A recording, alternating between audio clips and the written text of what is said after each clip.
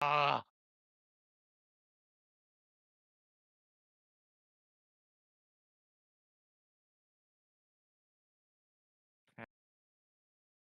Opa, Zuba, Ayça'da hangisini?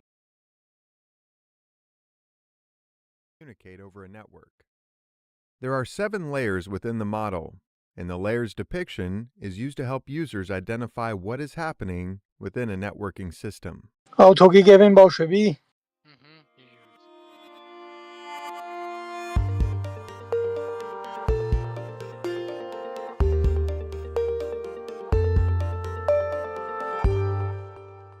Before we get started on today's video, if you love our videos, Eho. Eğitkuy. the OSI model layers are typically described from the top layer down. The layers are described as application, presentation, session, transport, network, data link, and physical.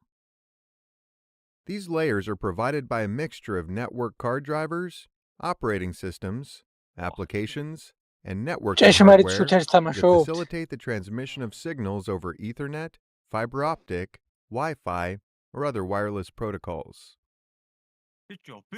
We'll describe the layers from the top down, as the top layer is the application layer, or layer 7. This is the layer that most users interact with and will recognize. The application layer provides network services to the end user. These services are protocols that work with the data the client is using. One of these protocols may be HTTP, that is used with web browsers such as Google Chrome, Firefox, and Internet Explorer. Other examples of applications that use this layer are Office, Outlook, and Skype. All of those interactive applications provide a set of services that allow the application layer to supply data to and receive data from the presentation layer. The presentation layer, or layer 6, performs the uncomplicated task of syntax processing, or converting data from one format to another. For example, consider you're ordering something from an online store. These transactions are typically handled in a secure transmission, which means that the data passing between the store or the website application will transmit encrypted data to the presentation layer that will need to be decrypted and processed. This layer handles translating the data from the top layer, which is presented in application format, to network format, and vice versa. After the presentation layer processes the data from one format to another, the information is then passed to the session layer, or the application layer, depending on whether the data is transmitting or receiving. At the session layer, or layer 5, the construction, direction, and conclusion of connections between devices occur. This layer supports multiple types of connections, as well as being responsible for authentication and reconnection if a network interruption should occur. After the session is established, the data then passes to or from the transport layer. The transport layer, or layer 4, is responsible for the transmission of data across network connections. This layer coordinates how much data to send, how fast, where it goes, and these sorts of things. Of the most widely known protocols for Internet applications, these services may be provided by Transmission Control Protocol, or TCP, and User Datagram Protocol, or UDP. Other protocols may provide additional capabilities, including error recovery, data flow, and retransmission. Once the transport layer has completed its function, the data is then passed to or from the network layer. The network layer, or layer 3, handles the routing of the data. After the data arrives at this layer, each frame of data is examined to conclude if the data has reached its ultimate target. The layer sends data to the correct destination on outgoing transmissions and receives incoming transmissions as well. The IP portion of TCP/IP is the commonly known network layer for the Internet. This layer also manages the mapping between logical addresses and physical addresses. For IP addresses, this is accomplished through Address Resolution Protocol, or ARP. The data is then passed to the next required layer, which is the data link layer. The data link layer, or layer 2, is considered the most complex of the layers. This layer is often divided into sublayers called Media Access Control, or MAC, and Logical Link Control, or LLC. The layer sets up links across the physical network. When this layer receives data from the physical layer, it checks for transmission errors and then packages the bits into data frames. From there, this layer manages the physical addressing methods for the MAC or LLC layers. An example of the MAC layer includes 802.11 wireless specifications as well as Ethernet.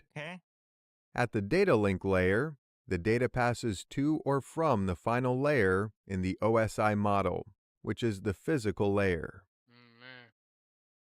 The physical layer, or layer 1, is the electrical or physical layer of the model. This layer encompasses the network cables, power plugs, cable pinouts, wireless radio frequencies, connectors, transceivers, receivers, repeaters, pulses of light, electric voltages, etc. When troubleshooting problems, this is typically the first place to start. Is the device plugged in? Is the wireless card working? At this layer, the model transmits the digital data bits from the source or sending device's physical layer over network communications media, which can be electrical, mechanical, or radio, to the receiving or destination device's physical layer. The OSI model is a guide for developers and vendors to smooth the progress of developing communication products and software programs that will work in cooperation with a commonly established model. Once you understand the model, you can then understand which protocols and devices will be compatible with one another.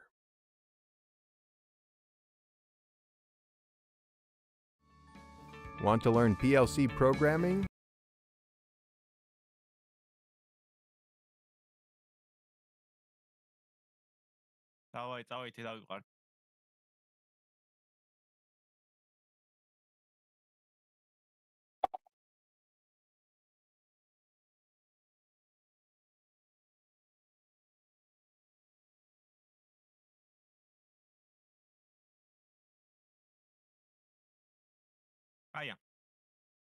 Hey everyone, today we're talking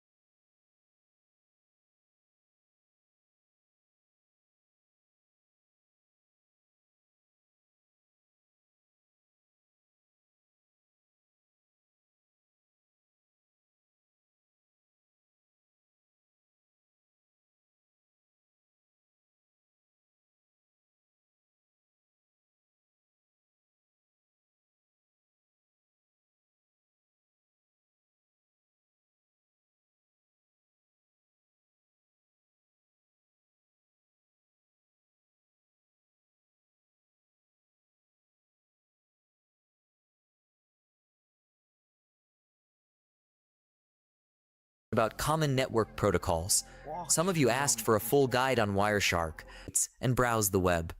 You could say they're almost as important as the world itself spinning. In fact, you're able to watch this video on YouTube because of IP addresses. Every digital device we use, whether it's a computer, laptop, phone, or tablet, gets assigned an IP address. This address enables devices to communicate and connect with each other. Think of an IP address as similar to your house address. Without it, no one would be able to find you and send you mail. Now, let's discuss public and private IP addresses. Our IP address system has a limitation. There aren't enough IP addresses to cover all devices that need to connect to the internet. The current IPv4 system has only 4.3 billion IP addresses, which isn't sufficient considering there are over 8 billion people on the planet, each with multiple devices. To address this scarcity, a system was developed to reuse a group of IP addresses within a local area network or LAN, which are not accessible over the internet. These addresses can be used repeatedly within each local network, helping conserve the limited number of IP addresses available. These private addresses typically start with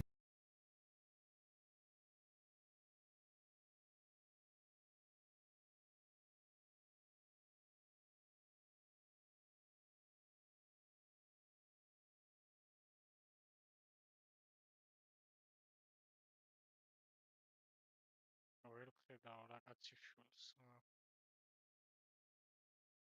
მე ყველაფერი დაბალად დავწიე გრაფიკები.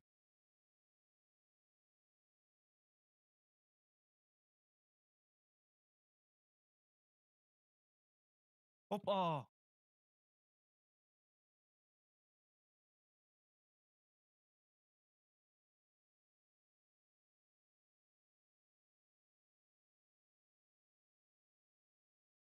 Easy. numbers like 192, 168, 10, or 172.16. You might have noticed these private IP addresses, such as 192.168 or 10 point something when checking your network configuration, for example using ifconfig on a Kali system. These addresses are only usable within your local area network and cannot be used to communicate over the internet directly. For internet communication, your private IP address needs to be translated into a public IP address by a network address translation or NAT device. This translation process allows devices within your local network to access the internet using a shared public IP address. This is necessary because private IP addresses within a local area network cannot be directly used on the internet since they are not unique. Many LANs use the same private IP addresses internally. When a machine inside the LAN wants to communicate over the internet, it sends a request to the NAT device. The NAT device then records the internal IP address of the machine in a table and converts it to the external IP address of the router. When the response packet returns from its destination on the internet, the NAT device checks its table and forwards the packet to the internal IP address of the original machine within the LAN. This whole process happens seamlessly, and individual systems or users within the LAN typically don't realize that their private IP addresses are being translated to a public IP address by the NAT device to enable internet communication. The next protocol is DHCP. Dynamic Host Configuration Protocol, or DHCP, is a protocol that dynamically assigns IP addresses. This means that instead of having a fixed IP address all the time, your device gets a new IP address each time it connects to a network. DHCP is commonly used on local area networks or LANs where private IP addresses are used. When a device joins a LAN, it sends a request to the DHCP server asking for an IP address. The DHCP server then assigns an IP address to that device for a specific period known as a lease. This lease defines how long the device can use that particular IP address. The interesting part is that each time you connect to the LAN, you're likely to receive a different dynamic IP address, although usually within the same range. This dynamic allocation of IP addresses by DHCP helps manage and optimize the use of available IP addresses within the network. Alright, let's talk about the next protocol IP, or Internet Protocol, in an easy-to-understand way. IP is like a travel guide for data packets on the internet. It helps these packets know where to go, the destination, and where they're coming from, the source. It's often paired up with other protocols like TCP to form what's commonly known as TCP/IP. Now, let's take a peek at what's inside an IP packet header. This header is like the packet's ID card, carrying information that can be super useful for someone exploring hacking or doing forensic investigations. In the first row of this ID card, version, it tells us which version of IP is being used, either v4 or v6. Internet header length. This is all about the length of the header. Moving on to the second row. Type of service, or TOS. This part describes the packet's service type, like if it's focused on speed, reliability, or cost effectiveness. Total length. This tells us the overall size of the packet, including its data. In the third row, identification. Each packet gets a unique ID, helpful for putting together fragmented packets. IP flags. This field helps us know if the packet is split into smaller parts or not, which can be sneaky for bypassing security measures. Fragment offset. If a packet is split, this field tells us where it starts in the sequence. Now, on to row 4 and 5. Source or destination. These are super important because they show where the packet is coming from and where it's headed. Finally, in row 6. Options. This is a flexible part of the header, and it's optional to use. Padding. If needed, this part fills in any extra space in the header. Understanding these details helps in figuring out how data travels across the internet and can even give clues about the systems sending and receiving the data. The next protocol is TCP. In the TCP header, there are several important fields that are crucial for both aspiring hackers and forensic investigators to grasp. Starting with row 1, source port destination port. These fields are vital as they determine the source and destination ports, showing where the communication is coming from and where it's headed. Moving on to row 2, sequence number. This number is generated by the sender's TCP stack and ensures that packets are arranged in the correct order when they arrive. It's also crucial in preventing man-in-the-middle attacks. Next, in row 3, acknowledgement number. This echoes back the sequence number, confirming that the packet has been received. If no acknowledgement is received within a set time, the sender resends the packet to ensure successful delivery. This reliability distinguishes TCP from UDP, which doesn't guarantee packet delivery. Skipping ahead to the flags in row 4. SYN initiates a new connection. FIN signals the normal closing of a connection. AC acknowledges receipt of a packet, crucial after the three-way handshake. RST indicates a hard close of a connection, often used to communicate errors. ERG marks urgent data in the packet.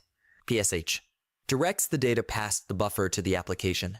Understanding these flags is essential, especially for those familiar with recon tools like Nmap or HPing3, as they're used to create packets for specific purposes, such as evading detection or eliciting responses from secure systems.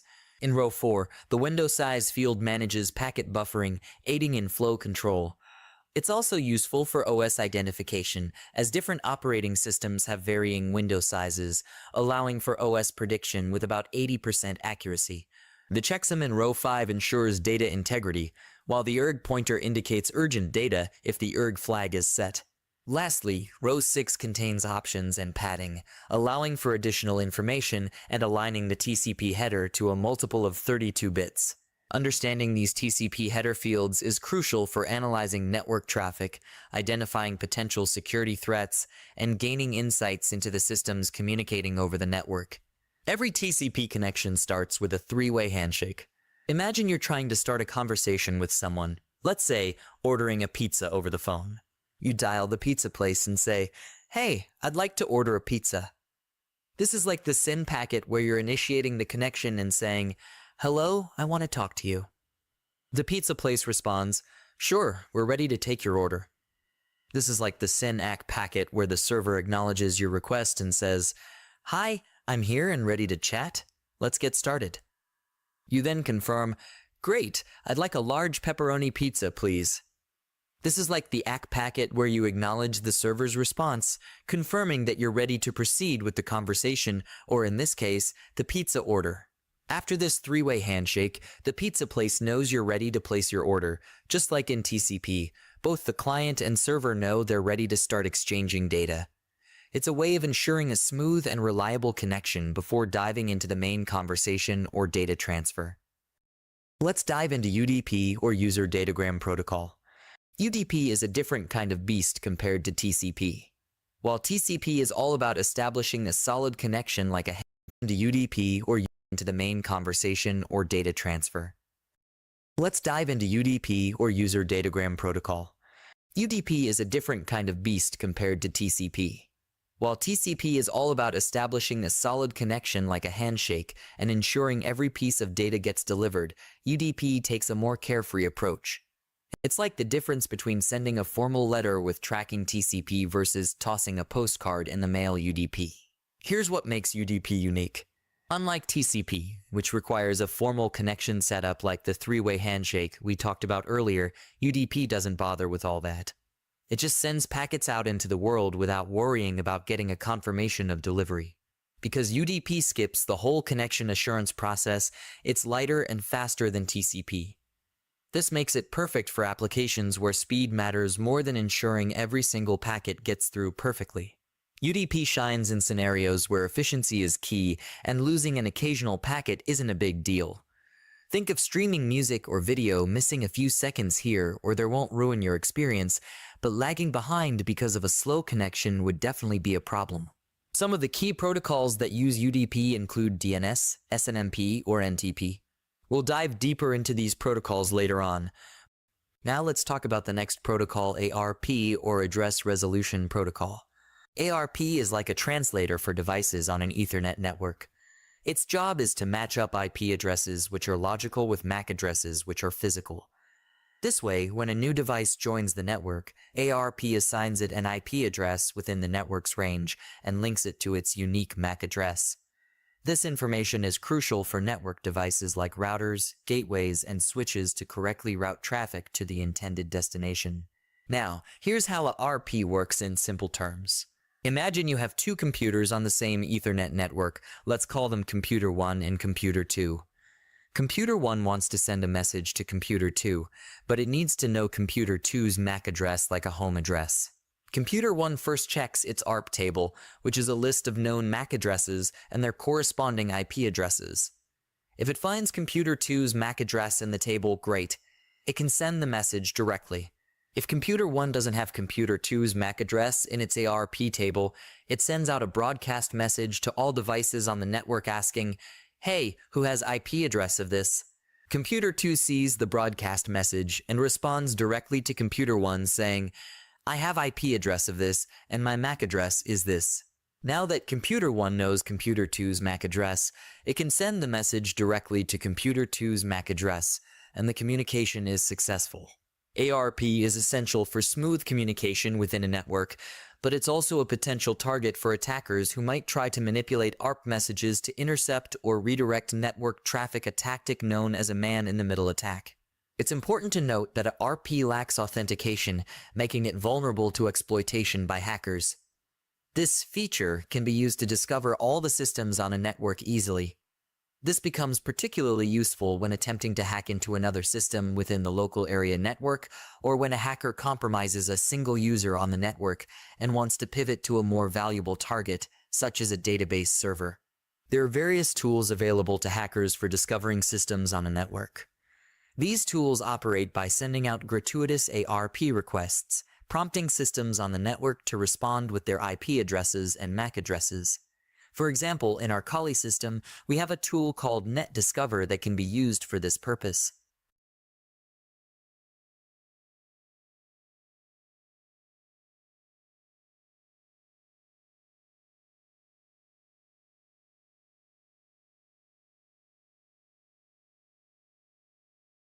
Now, the next protocol is DNS. The Domain Name System, or DNS, is a fundamental protocol that plays a crucial role in how we navigate the internet. Imagine a world without DNS. We would have to remember countless IP addresses just to access our favorite websites. Picture having to memorize the lengthy IPv4 32-bit addresses for Google, Facebook, YouTube, and other essential sites, let alone dealing with even longer IPv6 128-bit addresses. It would be quite a daunting task. Thankfully, DNS comes to the rescue by translating domain names, something humans are good at remembering, into IP addresses, the language of internet routing. In simpler terms, DNS is like a translation service that converts a domain name like www.google.com into the computer-friendly IP address that the internet understands and uses to route data. So, when you type a domain name into your browser, such as www.google.com, DNS steps in behind the scenes to quickly translate it into the corresponding IP address, allowing your device to connect to the desired website seamlessly. DNS is what makes navigating the internet so much easier and user-friendly for all of us. The domain name system has come. Here's an overview of how FTP works and its current usage. FTP follows a client-server architecture, where a client such as a computer or device requests files from a server, and the server provides the requested files. FTP operates over the TCP/IP suite of protocols, ensuring reliable data transmission across networks. FTP uses two channels for communication. Command channel, used by the client to send commands to the server, such as requesting files or directories. Data channel, used for actual file transfers. When a client requests a file, the server opens a data channel to transfer the file to the client. Clients can perform various actions on files using FTP, including downloading, uploading, editing, copying, and deleting files on the server. While FTP was widely used in the past for file sharing and management, its popularity has decreased with the rise of HTTP for file transfers, especially for public file sharing on the web. However, FTP remains a common protocol for private and secure file sharing, such as in banking systems or other environments where data security and privacy are paramount. The next protocol we'll talk about is SMB, which stands for Server Message Block. It's a communication method that computers use to share files, printers, and other resources over a local network. Think of it as a way for computers to talk to each other and share stuff. When you use SMB, one computer acts as the server that has the files or printers others want to access, while the other computers are the clients that want to get those files or use the printers. Here's how it works in simple steps. Clients' computers connect to servers' other computers using TCP/IP or NetBIOS, which are just ways for computers to talk to each other over a network.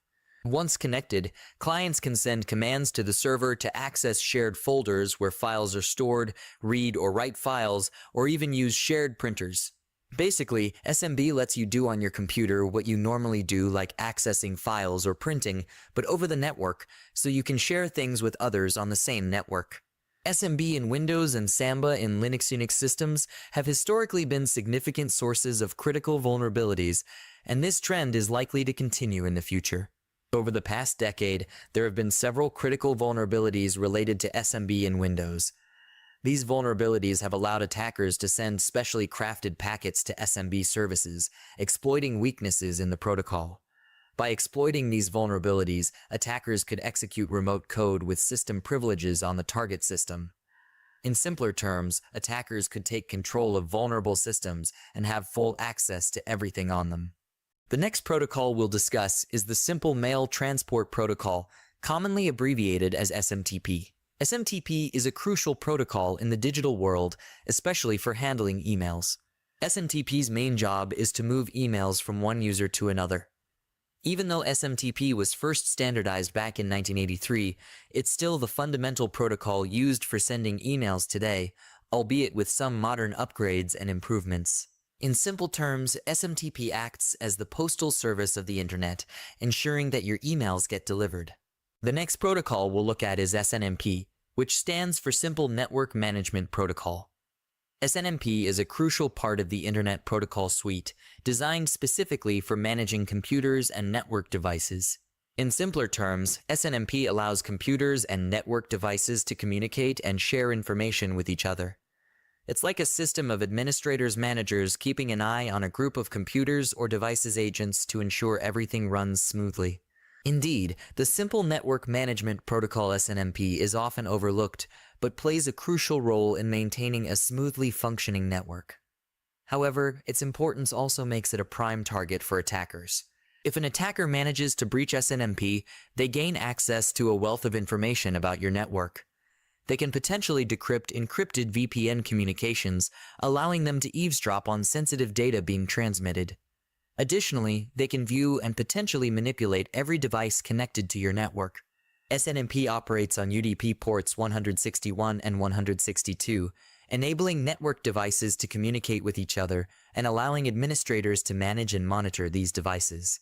However, in the wrong hands, SNMP access can lead to disastrous consequences. Attackers could harvest sensitive information, disrupt network operations, or even take control of critical devices like routers and switches, causing widespread havoc. The next protocol is Telnet. Telnet is a protocol designed for remote connectivity, allowing a user to establish connections between a remote endpoint and a host machine to initiate a remote session. When a connection is established, Telnet prompts the user at the remote endpoint to log in. Once authenticated, Telnet grants the endpoint access to network resources and data located on the host computer. Originating from the 1960s, Telnet can be considered one of the earliest versions of remote communication protocols used in the development of the modern Internet. However, due to its lack of robust security features suitable for contemporary technology and communications, Telnet is no longer widely used. The main reason for Telnet's decline in usage is its vulnerability to security threats. Telnet transmits data, including login credentials, in plain text, making it susceptible to interception by malicious actors. Consequently, modern secure protocols such as SSH or Secure Shell have largely replaced Telnet for remote access due to their enhanced security features, such as encryption and stronger authentication mechanisms. The next is HTTP protocol. The Hypertext Transfer Protocol, or in essence, HTTP is the backbone that enables seamless communication between clients such as web browsers and servers, facilitating the transfer of web pages, data, and multimedia content across the internet. Hey everyone, in this video, we covered some of the most used and essential network protocols. While we didn't dive deep into each protocol, I hope this overview helped you understand their significance in networking. If you're interested in learning more about any specific protocol, feel free to drop a comment below.